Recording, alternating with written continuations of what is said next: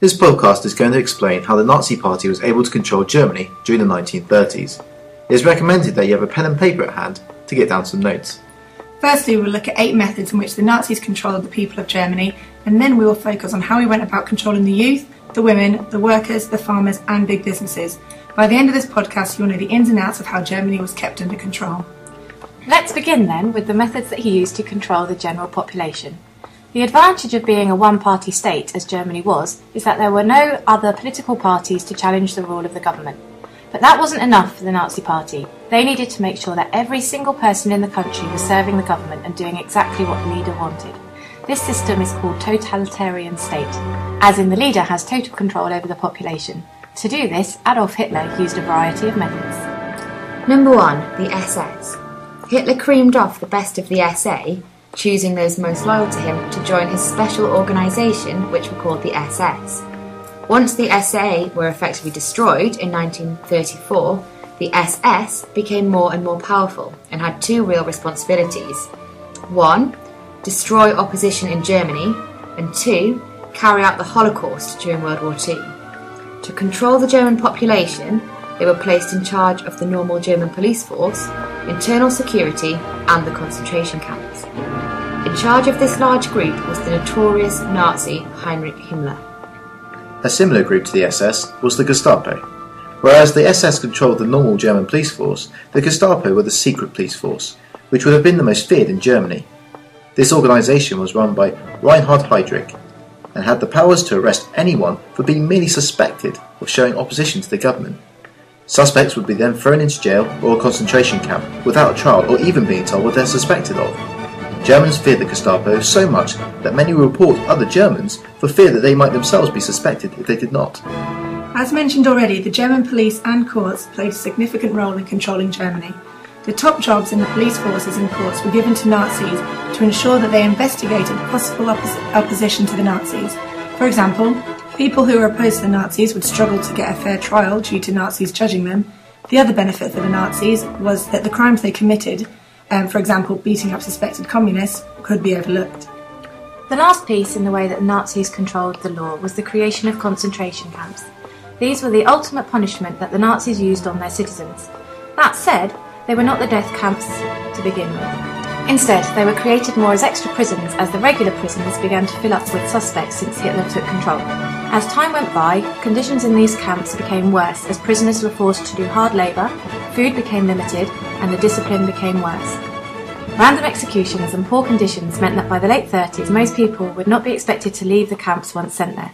The usual occupants were Jews, socialists, communists, trade unionists, people who opposed the Nazi trade union and wanted ones that were separate from the Nazis, churchmen and anyone else who was brave enough to stand up to the Nazis. Germany is a Christian country, and so the Nazis knew that they would have to try and control both the Catholic and Protestant churches. Hitler claimed to be a Christian and tried to gain the support of the Catholic Church early on. In 1933, he signed the Concordat with the Catholic Church, which was an agreement that the Nazis would not interfere in the Church in exchange for the Catholics staying out of politics. This relationship got worse as the 1930s progressed, and key churchmen started to stand up to Hitler. In 1941, the Catholic bishop called Galen publicly opposed the Nazi euthanasia program, where the Nazis were killing the mentally ill and disabled. The public response to this forced the Nazis to stop. Due to his high profile and support, the Nazis could never silence him, particularly during the war, as they were afraid that this would lead to protests which would affect their war effort. Number 6. Joseph Goebbels was in charge of propaganda and responsible for the next 3 methods of control the Nazis used.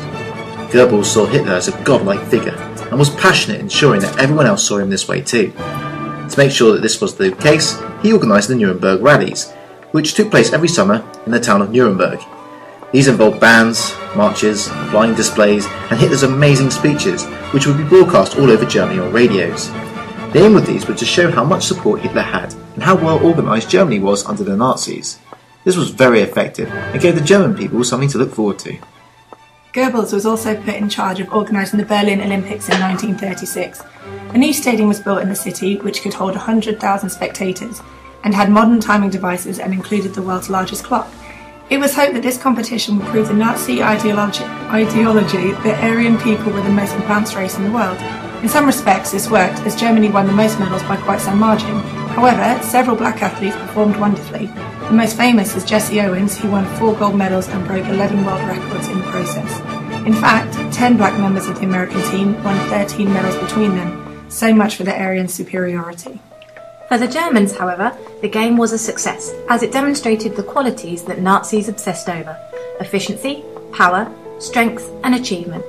Foreign visitors were less impressed, particularly with the heavy SS presence and the bizarre obsession with Hitler the Germans appeared to have. Lastly, Goebbels was in charge of the rest of the media.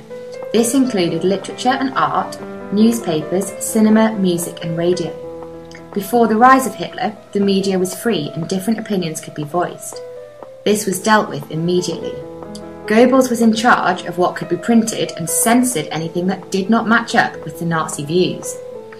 As such, the bestseller in Germany was Hitler's Mein Kampf.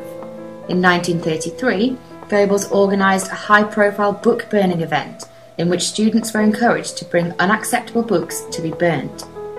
Artists also suffered. Only works that matched the Nazi ideals, such as strong Aryan figures, military victories or family settings, would be allowed. Perhaps more dramatic was the Nazi control over the newspapers. They were heavily censored and Jewish editors were fired. Due to the strict Nazi controls, the content of papers became very dull and predictable. In fact, readership of newspapers fell by 10% as a result. In the cinemas, newsreels were shown before feature films reminding Germans how great Hitler was, and Germany. The movies themselves, whether they were comedies, thrillers or romance, all had to carry pro-Nazi messages. Foreign films were heavily censored by Goebbels. Music was not immune either. Jazz music, which had been popular in Germany as it had been in much of Europe, was banned as it was often performed by black musicians and therefore considered inferior. Goebbels was also fascinated by the latest technology. In the 1930s, this was radio. He made cheap radios available which could broadcast speeches made by leading Nazis as well as proper German music. In case some families did not buy a radio, speakers were put up in public places including town squares, bars and Nazi speeches would be repeated in the hope that this would lead all Germans to believe in the message. Jews are inferior and the Germans should look to expand into Eastern Europe. Listening to foreign radio stations was strictly forbidden. In fact, the cheap radios the Nazis made were limited to local radio stations. Listening to the BBC, for example, was punishable by death. Fortunately for Goebbels, he could rely upon the SS and the Gestapo to ensure that these restrictions were kept in place and anyone found breaking them would be dealt with. So that is how the Nazis dealt with the general population.